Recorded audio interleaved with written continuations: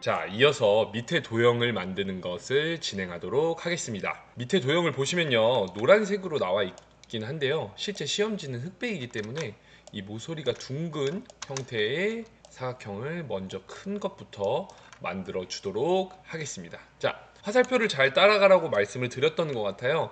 이 화살표는 여기 있습니다. 그래서 이 화살표를 따라가서 크기 조건만 나와 있는 요 도형, 요 조건을 한번 해보도록 하겠습니다. 입력에서 직사각형 세 번째 버튼이죠. 눌러주시고 왼쪽 버튼을 눌러줍니다. 그 다음에 알파벳 L 버튼 또는 마우스 오른쪽 버튼에서 개체 속성을 눌러주신 다음에 크기로 갑니다.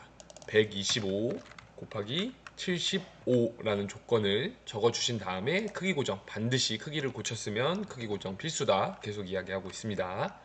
크기 고정까지 해주신 다음에 선으로 가서 모서리 끝이 둥근 모양이죠. 그렇기 때문에 모서리 곡률의 둥근 모양을 눌러줍니다. 그리고 채우기로 넘어가서 면색 조건이 나와 있진 않지만 임의의 색, 아무 색이나 두 번째 줄에서 넣어주자고 이야기를 했습니다. 우리 가장 큰 이 사각형은 빨간색, 연한 빨간색을 해줬기 때문에 안쪽에 들어가는 도형은 연한 주황색으로 하도록 하겠습니다. 이렇게 만들어 주시고 마우스 왼쪽 버튼을 눌러서 대략적인 크기를, 위치를 이렇게 조정을 해줍니다. 위치까지 조정이 끝났으면 그 다음엔 안쪽에 있는 도형들을 만들도록 하겠습니다. 여기 안쪽에 있는 도형이거든요.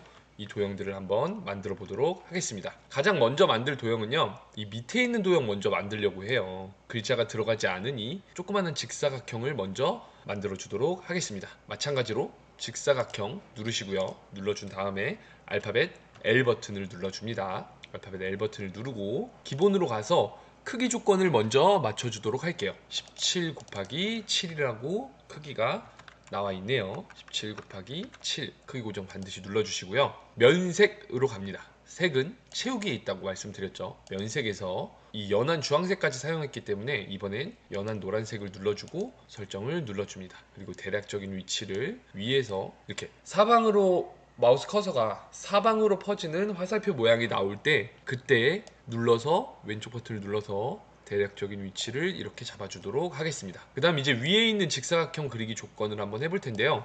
이 조건입니다. 잘 안 보이실 수도 있어서 이렇게 이 조건을 한번 해보도록 하겠습니다. 마찬가지로 입력에 있는 직사각형을 눌러주시고요. 왼쪽 버튼 알파벳 L 또는 마우스 오른쪽 버튼을 위에 눌러주시고 개체 속성을 들어간 다음에 기본에서 크기 조건 13 곱하기 13 그리고 크기 고정을 눌러줍니다. 그리고 여기 보면 선이 이것도 마찬가지로 모서리가 둥근 형태죠. 그렇기 때문에 사각형 모서리 곡률에서 둥근 모양을 눌러줍니다.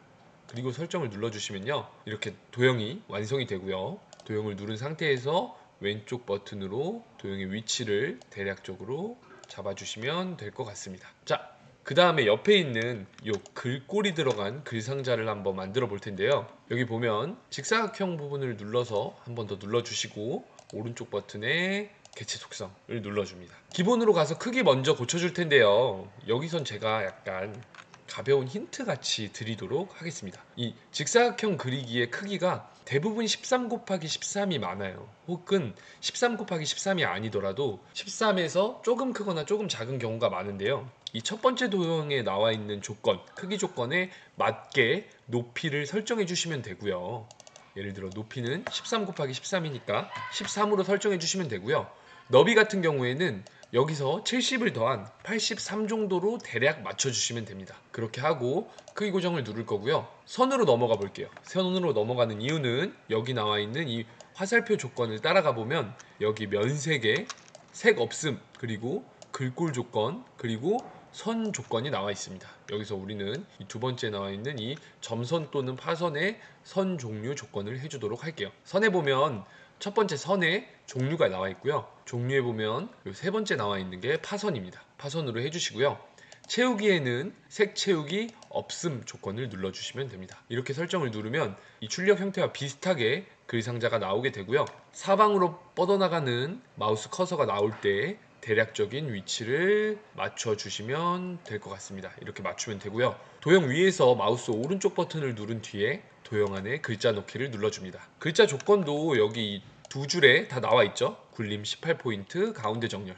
그렇기 때문에 굴림 18포인트 그리고 가운데 정렬까지 해줍니다. 그리고 내용을 입력하도록 할게요. 저장고 목재 이렇게 입력을 합니다. 그리고 여기 하얀색 도형 안에 숫자 1이 들어간 조건도 있었죠. 그래서 여기도 마우스 오른쪽 버튼을 누르고 도형 안에 글자 넣기를 눌러줍니다.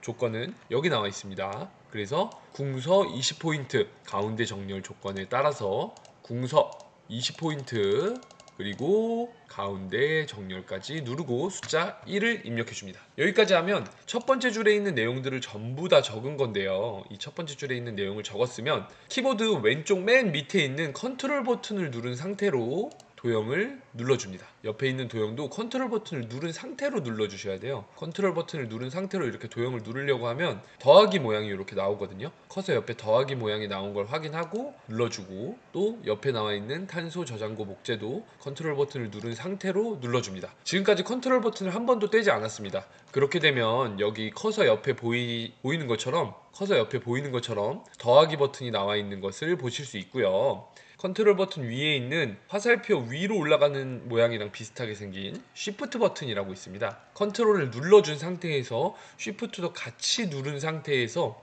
밑으로 끌어내리면 이렇게 점선으로 도형이 나오게 되고요. 대략적인 위치를 잡아서 마우스 왼쪽 버튼을 쭉 누른 상태로 내려줄 거고요. 이렇게 내려주면 복사가 됩니다. 다시 컨트롤이랑 쉬프트 버튼을 그대로 누른 상태에서 다시 밑으로 내려줍니다. 밑으로 내려서 밑으로 가지고 오고요. 그리고 적절한 위치에서 놔주면 이렇게 복사 붙여넣기가 되는 모습을 볼 수 있습니다. 여기서 우리가 해야 될 거는 이제 출력 형태와 마찬가지로 글꼴들을 바꿔주는 겁니다. 글꼴이 아니고 글자 내용들을 바꿔주는 거겠죠. 그래서 글자 내용들을 일단 바꿔주고요.